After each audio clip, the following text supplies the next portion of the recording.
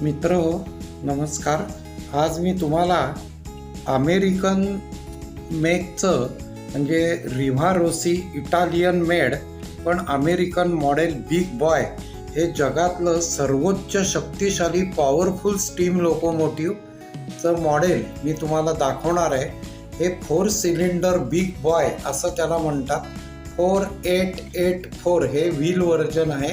हा याचा कोळशाचा टेंडर याला म्हणतात. डबा जो आहे युनियन पॅसिफिक प्रचंड सर्वोच्च इंजिन. हे लांबीला ॲक्च्युअल इंजिन 40 मीटर होतं. 7000 हॉर्स पॉवर होती. 15 फूट उंच ड्रायव्हर केबिन होतं. 140 हा फुल स्पीड त्याचा होता आणि 9 किलोमीटर लांबीची मालगाडी हे अमेरिकेत पळवत राहायचं, ओढून न्यायचं त्या काळात. म्हणजे जगात ह्या इंजिनच्या वर कुठलंही इंजिन पॉवरफुल झालं नाही. रेकॉर्ड ब्रेक हे स्टीम इंजिन आहे आणि फ्रेट क्लास मालगाडी क्लासच आहे. हे जुन्या काळातली स्टीम इंजिन मी तुम्हाला आधी दाखवून घेतोय. अतिशय सुंदर side rod movement double piston engine आपण बघत आहोत.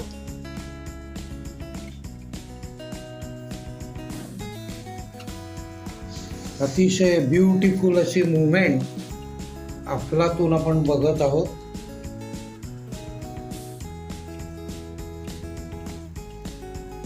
याला ओढण्याची ताकद स्पीडपेक्षा सुद्धा खूप असते. 9 किलोमीटर लांबीचा गुड्स रेक घेऊन जाणं नॉट अ जोक.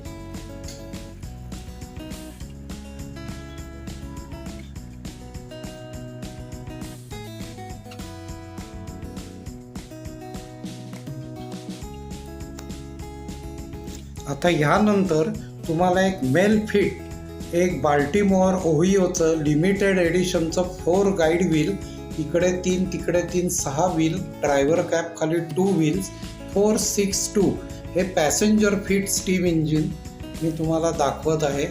बाल्टिमोअर आणि ओहिओ अशा स्टेटमधनं हे धावायचं. ह्याला स्पीड वगैरे चांगला असतो.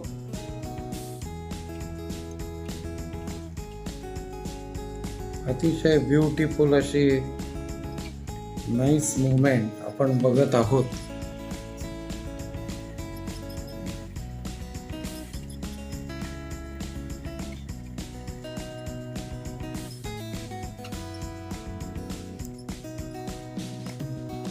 अतिशय फॅन्टास्टिक अशी स्मूथ मुवमेंट या ठिकाणी आपण ऑब्झर्व करत आहोत.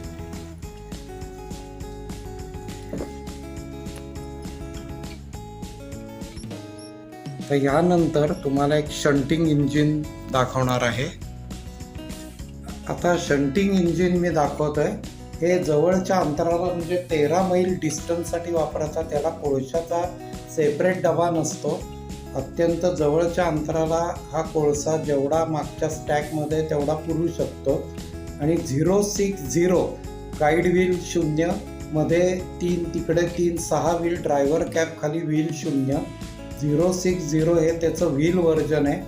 आणि अमेरिकन भाषेत म्हणजे अमेरिकेत त्याला स्विचर असा शब्द आहे. शंटर आपल्या इंडियात म्हणतात, पण स्विचर असा शब्द आहे.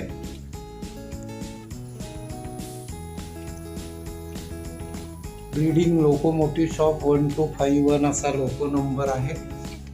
आणि पुढे त्याचा हेडलाईट लागलेला आहे.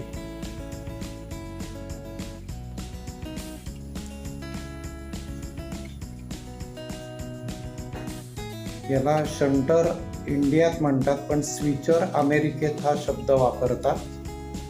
इंडस्ट्रीयल ॲप्लिकेशनसाठी हे इंजिन वापरतात. आता ह्यामध्ये रिव्हर्सला दोन्ही लाईट लागतात या इंजिनचे. आता हे रिव्हर्स झालं. हा पुढचा आणि मागचाही दिवा लागलेला आहे. हा पहा रिव्हर्स लाईट.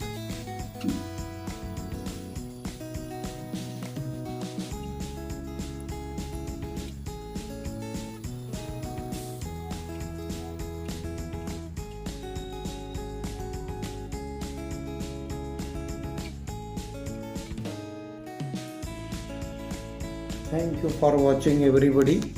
असंच मी कलेक्शन आपल्यापर्यंत माझं पोहोचवणार आहे. नंतर मग मार्कलिन जर्मन कलेक्शन पण मी तुम्हाला दाखवणार आहे.